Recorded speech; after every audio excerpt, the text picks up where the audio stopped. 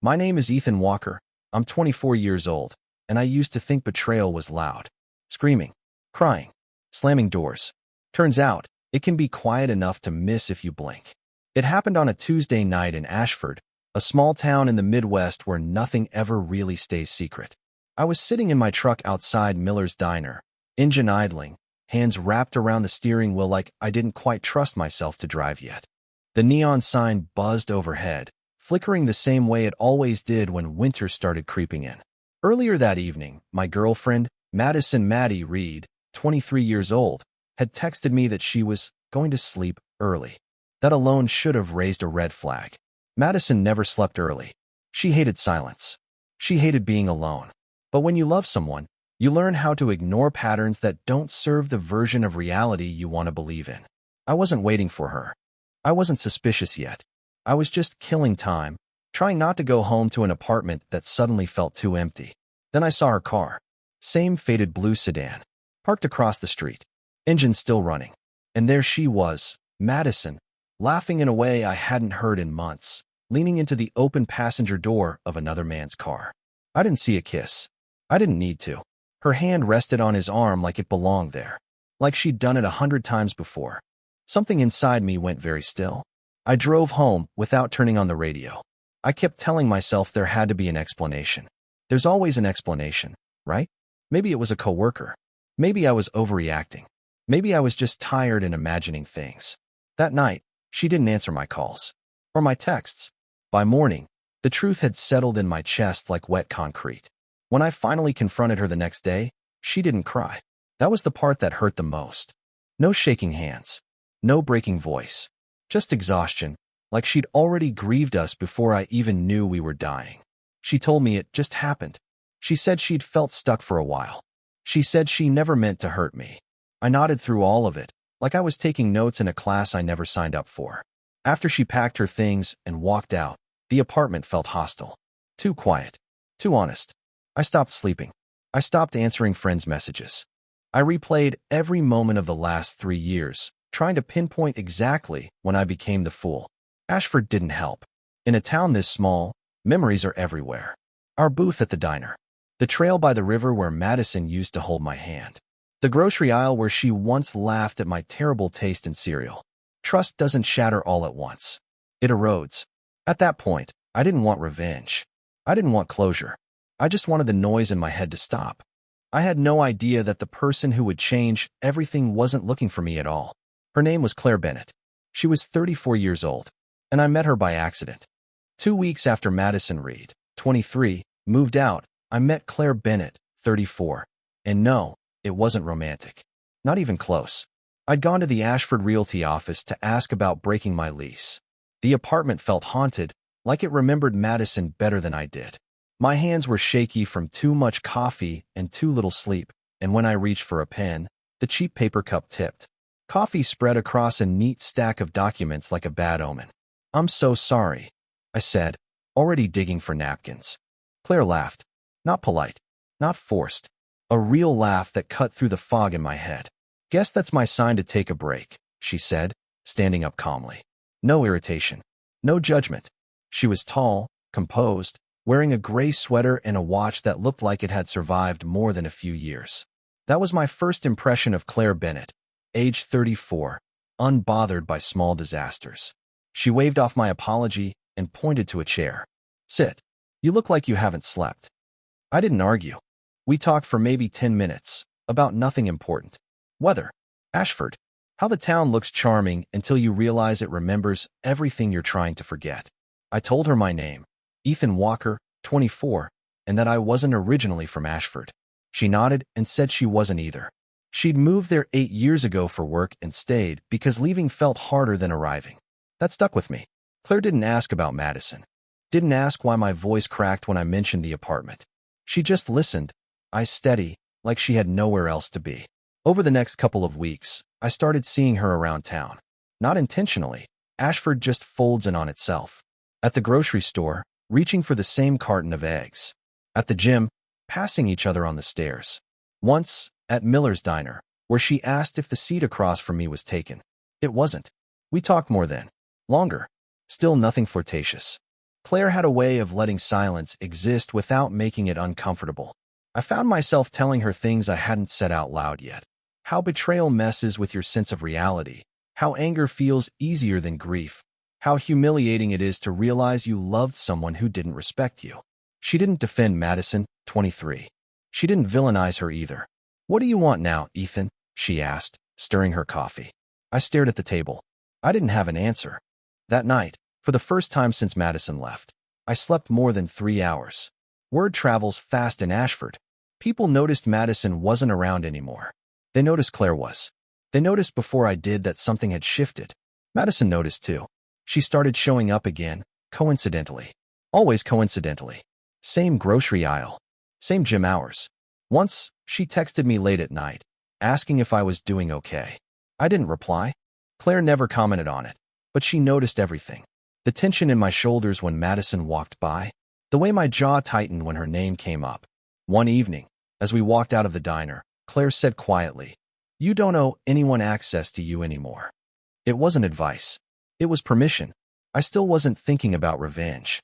I was thinking about stability. About how Claire made the chaos in my head feel organized, like it had edges again. I didn't realize then that Madison's curiosity and Claire's patience were quietly setting something else in motion. Something none of us could walk away from clean. In Ashford, privacy is mostly theoretical. By the 3rd week after Madison Reed, 23, moved out, people had stopped asking me how I was doing and started acting like they already knew. That sympathetic tilt of the head, the half-sentences that never quite finished. Everyone had a version of the story, whether they were invited into it or not. I kept my head down. Work, gym, home. Occasionally Miller's Diner with Claire Bennett, 34. Always the same booth, always the same calm rhythm. Claire never pushed. She never rushed me into anything, and somehow that made me feel safer around her than I ever had with Madison. I noticed the difference in small things. Madison used to need constant reassurance. Claire didn't. Madison filled silence because she hated it. Claire respected it. Madison reacted. Claire observed. That contrast made the past harder to ignore. Madison started appearing more often. Once at the grocery store, she stood beside me in the produce aisle like she still belonged there.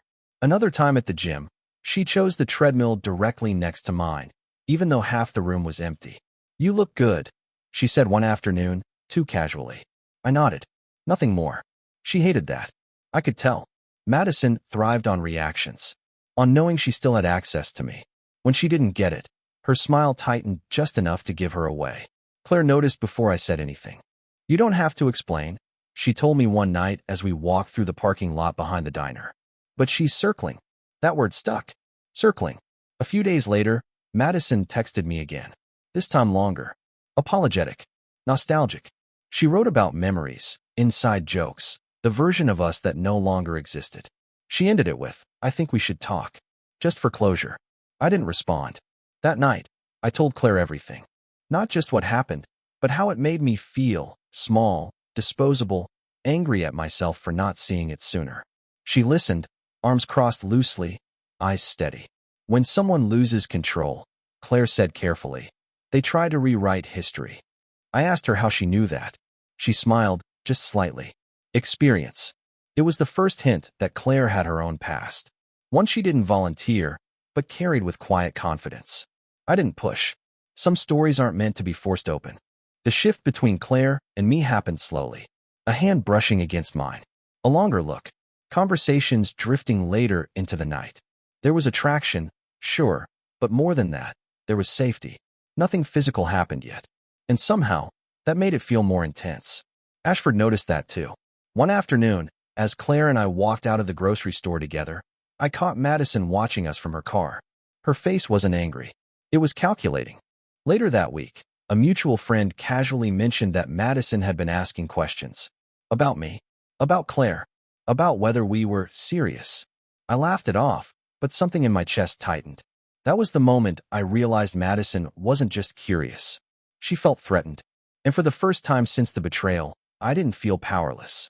I didn't want revenge. Not yet. But I was starting to understand how it might happen. Without yelling, without confrontation, without me ever getting my hands dirty. Claire met my eyes that night and said, People reveal themselves when they think they're being replaced. I didn't ask what she meant. I already knew. We started spending more time together. Small things, coffee runs, late walks through Ashford's quiet streets, casual stops at Miller's diner. Nothing dramatic. And yet, every conversation, every glance, every quiet moment felt heavier than anything Madison had ever given me. One rainy Thursday, we ended up sitting on a bench near the river. The kind of place Madison and I used to go when the summer nights were long. The water reflected streetlights, distorted by the rain. I remember how Claire tilted her head, watching the ripples. "You don't have to tell me your life story," she said softly, "but you should." So I did. Everything. About Madison. About the betrayal. About the nights I couldn't sleep and the mornings I couldn't face. About the shame and humiliation that gnawed at me daily. I even admitted the irrational thoughts of wanting revenge that had started to creep in. She didn't flinch, didn't judge, just nodded. "Anger without direction is wasted energy," she said. "But the right kind of focus can make you stronger." It wasn't the words themselves that struck me. It was the way she delivered them. Calm, composed, experienced. The way someone who had been through storms could make you feel like yours weren't insurmountable. From that night on, our bond shifted subtly. The tension between us was no longer about my broken heart. It was about shared awareness, a quiet intimacy that wasn't physical yet, but intensely personal. I started noticing other things about Claire. How she handled herself in public, commanding respect without demanding it. How she read people effortlessly, including Madison. How she could sense when I was holding back. She didn't manipulate. She didn't push. She simply existed as a stable force, and I leaned on that more than I wanted to admit. Madison, meanwhile, hadn't stopped her little attempts. A comment here, a coincidental encounter there. Always testing boundaries, always seeking reactions. But each time, Claire was there. Watching, assessing, never saying a word, but her presence alone was enough to shift my own reaction. One night, as we left the diner, Claire slipped her hand into mine. Not aggressively, not desperately, just gently, naturally. The first touch that didn't feel like a reminder of the past, but like a promise of something different. Something steady, something I could hold on to. It felt dangerous in a way I hadn't anticipated. Not because it was wrong, it wasn't, but because it made me vulnerable again.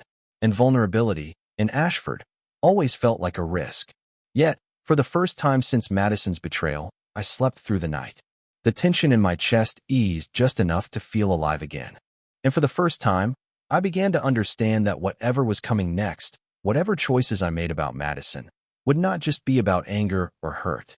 It would be about reclaiming control, about shaping my own story, about learning to feel again without losing myself. And Claire? She was going to be part of that story, whether I realized it or not. It started small. A mutual friend casually mentioning Madison asking about me. "I heard she's been curious," they said, laughing. I didn't laugh. Claire did, quietly, with that knowing glance she always gave me. Not mocking, not cruel, just acknowledging the reality without wasting energy on it. One night, as we sat at our usual booth in Miller's diner, I finally asked her, "Do you think she's trying to get to me?" Claire didn't answer immediately. She stirred her coffee slowly, eyes locked on the cup, then looked at me. "She's circling, Ethan. People always reveal themselves when they think they're being replaced." That simple observation hit me harder than I expected. Madison wasn't just curious. She felt threatened. And I realized, with a mix of fear and excitement, that the next moves could be ours to control. We didn't plan revenge that night. Not yet. We just talked. About life. About Ashford. About the subtle ways people reveal their intentions. And somewhere between the conversation and the dessert we shared, the idea began to form. A way to reclaim dignity, to shift power, not through violence, but through subtle, clever moves that would expose truth and force accountability. Claire didn't push. She never did. But I felt her presence like gravity, guiding me, making me consider possibilities I hadn't dared to think before. She told stories, vague, careful anecdotes from her life, about handling manipulative people, about standing firm without burning bridges, about timing. Timing was key. She emphasized that again and again. Over the next days, I started noticing Madison's little maneuvers more clearly. The overly familiar greetings at the store. The coincidental messages late at night. The way she tried to elicit reactions I refused to give. And with every observation, my mind shifted. I began imagining strategies, not out of cruelty, but out of self-preservation and fairness. Claire became my sounding board. If we act smart, it doesn't have to be messy, she said. It just has to be inevitable. She'll reveal herself by her own choices. It was comforting to have someone older, wiser, and emotionally grounded in my corner. Claire's experience counterbalanced my impulsive thoughts. She taught me that patience could be more powerful than immediate confrontation, and subtlety could hurt more than open anger. One evening, after walking along the river like we used to, I admitted to Claire how tempting it was to lash out, to say or do something reckless. She smiled gently, brushing her fingers against mine. You'll feel better when it's over, Ethan. But you'll feel proud if you do it right. And so, the plan, though unspoken, was forming. We wouldn't act recklessly. We wouldn't let emotion dictate action. We would wait, observe, and when the moment was perfect, Madison would meet the consequences of her choices. That night, as I went home to my apartment, the feeling in my chest wasn't fear or anger. It was anticipation, controlled, focused, and strangely satisfying. For the first time since her betrayal, I didn't feel powerless. I had Claire, I had insight, and I had Ashford as our stage. By the 6th week, it was undeniable. Madison Reed, 23, had no idea how much power she had lost. Ethan Walker, 24, I was no longer the anxious, hurt boyfriend she thought she could manipulate. And Claire Bennett, 34, had become the anchor and strategist I didn't know I needed. It started subtly. A text here, a carefully timed encounter there. Madison, thinking she was controlling the narrative, didn't realize that Claire and I were quietly observing, noting patterns, and preparing to respond with precision. Every action she took became data, and every attempt to provoke me became a piece of a larger puzzle. One evening, we sat at Miller's Diner late, a half-empty booth our shield. You've been keeping track, I said, surprised at how calm I felt. Claire smirked. Not just keeping track. Understanding motives, predicting behavior. You'd be amazed how predictable some people are when they think they're still in control. I nodded, a strange thrill running through me. Madison wasn't the same girl I once loved. The one who had betrayed me was arrogant, confident, and convinced she still held sway. And now, we had the advantage. Over the next few days, Claire coached me in subtle manipulation. Not in a cruel way, but in timing, patience, and positioning. She showed me how to maintain composure, how to respond in ways that revealed truth without directly confronting it, and how to keep Madison unaware that the game had already begun. It was intoxicating. Every glance from Claire reminded me that this was more than revenge. It was reclaiming myself. She wasn't just a partner in this. She was my guide, experienced and calm, turning raw emotions into strategic awareness. Ashford, with its quiet streets and small-town familiarity, became our stage. Madison's efforts to draw me out only highlighted her desperation. Each time she texted or appeared, Claire and I would discuss the implications, the motivations, and the consequences. Every move Madison made reinforced the plan we were silently orchestrating. One particularly tense night, Madison tried to corner me at the gym. "Ethan, we need to talk," she said, leaning casually against the treadmill. I didn't flinch. Claire was a few feet behind, watching. I replied calmly, "I don't think now is a good time." Her eyes narrowed. "Why not?" "Because some conversations aren't for now," I said. The truth hung between us, weighted and undeniable. Madison left, confused and irritated, unaware that every step she took only confirmed the plan's effectiveness. Claire and I walked home in silence. I felt a strange satisfaction. This wasn't hatred. This wasn't obsession. It was clarity. It was control. And for the first time, I realized that navigating Madison's betrayal didn't have to destroy me. It could empower me. That night, as I lay in bed, I didn't feel the old anger gnawing at me. I felt purpose. And I knew that Claire, wise, confident, and patient, would ensure that when the time came, Madison would face the consequences of her choices in a way that was inevitable, undeniable, and completely her own doing. The game had begun. By the 7th week, Madison Reed, 23, had begun to show cracks in her confident facade.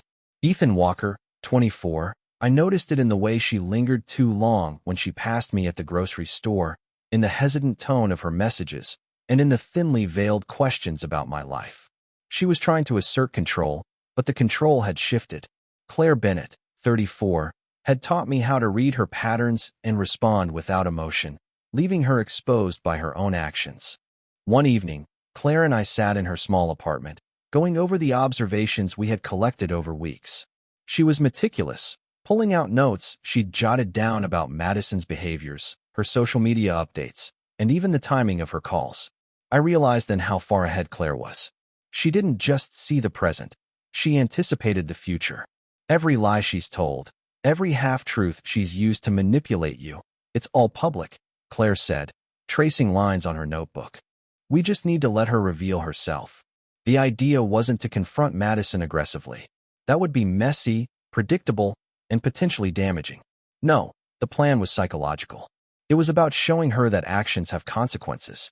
That deception and betrayal eventually surface, especially when you underestimate the people you've wronged. Our first move came subtly. I started engaging in social activities I knew Madison monitored indirectly. Local events, small parties, and even casual outings at Miller's Diner with Claire. We were careful, always maintaining a calm demeanor, always leaving Madison to interpret what she saw. Every glance, every shared laugh, every quiet conversation with Claire became a breadcrumb she couldn't resist following. Madison's reactions were predictable. Jealousy flickered in her eyes when she saw Claire and me together, though she tried to mask it. Her texts became longer, more probing, and her attempts to draw me back into her orbit grew desperate. Each attempt, however, only highlighted her insecurity and dishonesty. One afternoon, Madison tried to corner me near the gym. She looked composed on the surface, but the hesitation in her movements betrayed her. "Ethan, can we just talk?" she said, voice soft but urgent. I looked at Claire standing quietly nearby, and then back at Madison. "We've talked. I think the best way forward is to let actions speak for themselves," I replied. Her face tightened with frustration, but she said nothing. She left, unaware that her own behavior was reinforcing the truth we had been patiently exposing. The power shift was subtle but unmistakable. Madison was beginning to realize that the narrative she thought she controlled was no longer hers to dictate. She was trapped by her own choices, by her inability to recognize the consequences of betrayal. Claire and I continued our routine.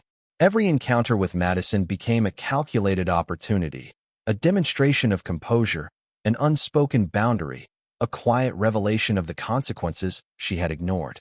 And through it all, the bond between Claire and me deepened. It was no longer just about support. It was about shared strategy, trust, and a growing emotional intimacy that neither of us rushed, but both felt deeply. By the end of the week, Madison's demeanor had shifted. The confidence she wore like armor was cracking, and I knew that the moment of reckoning, when truth would finally surface, was approaching. We had set the stage perfectly. Madison Reed, 23, had become increasingly reckless in her attempts to reassert control over me. Ethan Walker, 24. Every text, every social media post, every casual glance in public betrayed her desperation. She didn't yet understand that Claire Bennett, 34, and I were no longer reacting emotionally. We were orchestrating a scenario where her own actions would expose her. It started with the town noticing our presence together. Small things, Claire and I attending a local art show, laughing and talking naturally, seemingly oblivious to Madison's gaze from across the room. Word travels fast in Ashford, and soon, Madison's friends were subtly observing our dynamic too. Rumors began to spread, not maliciously, but truthfully. Madison's ex, Ethan, was moving on in ways she could not control. Claire explained it to me one evening as we walked past the river. People reveal their real selves when they feel threatened. Madison's about to show you everything she's hiding. I realized she was right. The subtle manipulations Madison had used for months, lies, half-truths, emotional triggers, would now work against her. Every attempt to regain influence over me became evidence of her duplicity. We carefully escalated our presence in the small town. Cafes, diners, grocery runs. Always together, always calm, always confident. Madison's attempts to provoke me were increasingly transparent, and her friends started noticing inconsistencies in her stories. Each observation reinforced the inevitability of her exposure. One particular evening, Madison tried to corner me near the diner. Her voice was low, almost pleading. "Ethan, we need to talk now."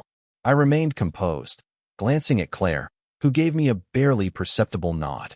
"We've already talked," I said calmly. "Actions speak louder than words." Madison froze, the realization dawning on her. Her expression faltered, control slipping from her hands. She left without another word, and for the first time, I felt the true weight of empowerment. The balance of power had shifted entirely. After she left, Claire and I sat at the diner, unnoticed by most, and shared a quiet moment of acknowledgement. "It's happening," she said softly. "Soon, she won't have a choice but to face her own truth." It wasn't about humiliation. It wasn't about malice. It was about exposing reality, showing Madison that betrayal has consequences, and that she no longer held any sway over me. Every subtle interaction had been a lesson in patience, strategy, and emotional resilience. That night, as I walked home with Claire, I realized how much I had grown in just 2 months. The fear, the grief, and the anger had transformed into clarity and control. And through it all, Claire's presence had been the stabilizing force, guiding, observing, and encouraging without ever forcing me. Ashford felt different now. The town was no longer just a backdrop to betrayal. It had become a stage for transformation. Madison's reckoning was near, and I knew that, when it came, it would not be chaos.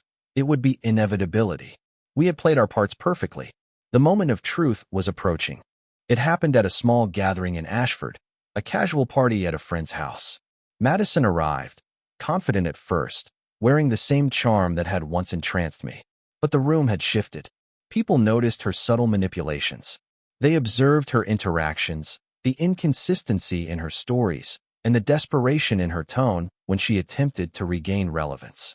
I stayed close to Claire, laughing lightly at jokes, engaging naturally, showing no hint of discomfort. Madison's eyes flicked to me repeatedly, trying to gauge reactions. Each glance, each subtle move, only revealed her lack of control. Claire leaned slightly toward me and whispered, "Watch how she falls apart when no one validates her story." And she did. Madison's carefully crafted narratives crumbled. A friend questioned her about a previous event, something she had lied about to maintain influence over me. Her excuses were weak, her confidence faltering. The more she tried to explain, the clearer it became to everyone around that she had been dishonest. I realized then that the subtle strategy Claire and I had employed was working perfectly.